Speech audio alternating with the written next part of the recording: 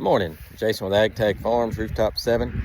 I just wanted to run through a few things. I had some questions about regenerative ag, and the purpose is to heal the soil. A lot of purposes. Everybody's got their different definitions, but what I'm trying to do is heal the soil, have less inputs, which means less commercial fertilizer, hopefully none, less pesticides, hopefully none, less herbicides, hopefully none, and still be able to maintain production, even increase my numbers of animals, which sounds insane, right? Because I always thought, well, if I quit fertilizing, I quit spraying all the weeds that's taking the nutrients out of the ground for my forage, I won't grow as much, I can't raise as much, right?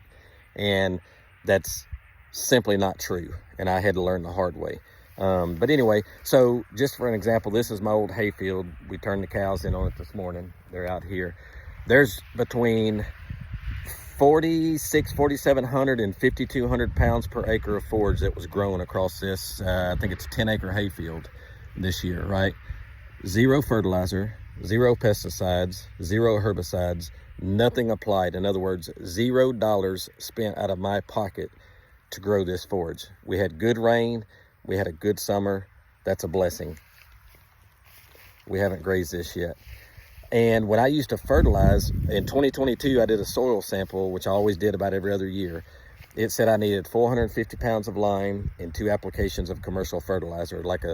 They gave me like 3 different options, right? I always just put a 30-10-10 out, and they said I needed 1 application of like 225 pounds, follow up a little later in the summer with another application of 225 or 50, I can't remember. But anyway, 400 to 500 pounds of commercial fertilizer plus 450 pounds of lime is what I needed. Okay, when I used to do that prior to 2022, and I would bale it for hay, and I know 5x6 John Deere round bales, I know what it produced. It would average about, I think 34 to 35 bales on this 10-acre hayfield, right? I mean, consistently, year after year after year after per cutting, right? With that amount of fertilizer. Okay, I have grown 4,700 to 5,200 pounds of forage. So if you do the math, yes, I haven't grown as much forage as when I was pouring the money in it with fertilizers and chemicals, okay? But when you subtract what it grew, which would probably be about 6,000, I'm guessing, 5,800 to 6,200 pounds of forage per acre, maybe. I'm probably a little high there. Versus 46 to 5,200 pounds like it's doing naturally. All the money I spent on fertilizer and herbicides, I was losing money. I mean, I hope that makes sense what I'm saying. I had to pour a bunch more money in. Yes, it made more, but not enough more to justify the money. So how did I get as much forage grown with zero input? Rest, animal impact, rest, and recovery. In other words, pack the animals in at a higher stock density, so the urine and the forage, I've said this over and over, 80 to 90% of the nutrients out of this forage that these animals consume comes right out their back end, right back on the soil. And when they're in tight spots, that's almost like commercial fertilizer. It's not, but it's almost. I can do another video telling you the nitrogen, phosphorus, and all that stuff, potassium that's in the urine, because it's coming out of the forage in the animal, 80 to 90% right out the back end, back on the ground where it come from. So it's recycling. Then you move those animals off and you let it rest and recover. If you leave cattle on it all the time, they just, as soon as that thing gets a little shoot that's fresh and palatable, naturally them cows are going to come back and grab it. Poor thing has no chance to grow. It has no chance to establish a good root system. It has no chance to establish a solar panel, which is your leaf blade, that's going to get that sunlight, take it back into the soil. In other words, your whole biodome has to work together. When you hit it hard for short amounts of time, put a lot of urine and poop on it, put all the nutrients, 80 to 90% of what they're consuming, right back on the same ground, and then you get off of it and you let that forage recover. It'll grow almost as much as if you have the right rain. But if you don't have rain and you're pouring a commercial fertilizer to it, it ain't going to work anyway, right? You're going to burn it up and lose it. So that argument don't hold water. Anyway, I just wanted to give a little bit, very high level, not very in-depth, of why we're doing rotational grazing and the impacts we're having. I've actually increased my numbers and I've spent less money on inputs. It's a no-brainer, and I don't understand how people, I was so brainwashed. I hate to use brainwash because people take offense to that, but I was so stubborn in the way my grandpa did it, and the way my daddy did it, and the way all the ranches I worked for did it, that I wasn't willing to change my mindset. Okay, adaptability You have to graze different. And you say, well, nobody has time to string up a poly wire. Okay, I came out here this morning and literally put this single strand of poly wire up.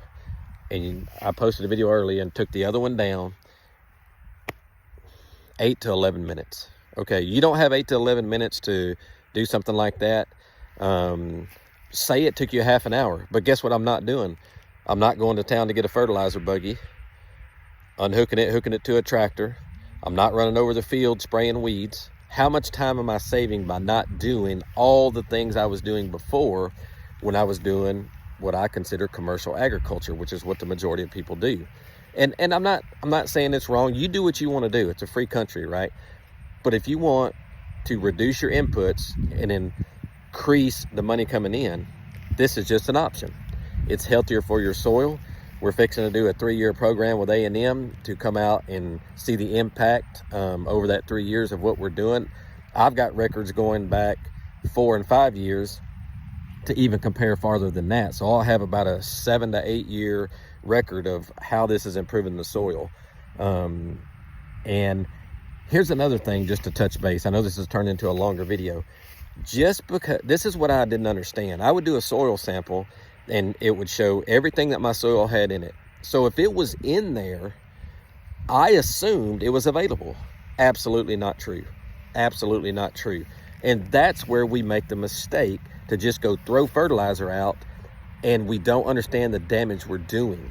So I'll give you an example, right? If somebody wants an example.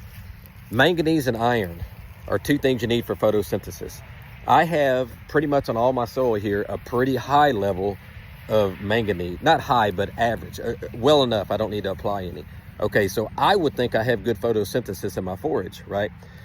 If I was to do a sap analysis on one of these leaves, I'm deficient in manganese and possibly iron. Does that make sense? The soil has an abundance of it, or it has plenty of it, but my forage does not have it. Why? Something's wrong in your biodome. Something is wrong in your cycle, your nutrient cycle, your water cycle, your nitrogen cycle. Something is wrong in that cycle to where the forage cannot uptake the nutrients. Okay, so find out what that is. Here's another thing. I mean, I know y'all think I'm a whack job and crazy. I'm gonna say something that nobody's gonna agree with except the people that understand it, because I didn't agree with it my whole life. How many of you worry about pH? How many of you go get a pH and boy, you slap the lime to it and all that stuff? Listen, I done it.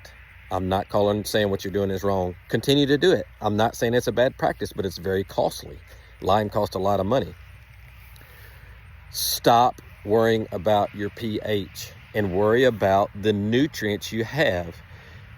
If your pH is out of whack, now I will give a disclaimer. Let's say you're in a desert, or let's say you're in some extreme environment that's top 10% out of this world, not normal for agricultural land, okay? This might not be true. But on majority of ranches that graze cattle, that run cattle, grassland, wherever it's at, you have a nutritional deficiency. You have a nutritional problem. Something's wrong in one of your cycles. And if you will address that, everything will take care of itself. Now, that's not to say you don't have a major problem that's going to take a couple of years to fix with some kind of application of something, okay? So I'm not saying that you just flip a switch and turn to the regenerative route and everything fixes itself. No, find out what you're missing and work to do that. I'll give you an example. I've got a place that was a total different ground than what I've got and was pretty much not growing any grass. So instead of like, I don't always eat a third, trump a third, leave a third. I don't always take half, leave half. I do adaptability, time of year, what growth, what's ahead of me, what's behind me, and I adapt to it. But just like this right here, that land was very deficient in a lot of things. So I packed animals in there at like 5 times the stock density to put a bunch of urine and poop down, and I put out cafeteria style minerals. And then after one season, about a 50-day graze across, 2 grazes across that place, I got off and let it recover all year long. The place is night and day difference. I did it with animal impact, rest, and recovery. So anyway, stay tuned for further videos. I hope this was kind of informative. If you got any questions, leave them in the comments. Hope you all are having a great weekend.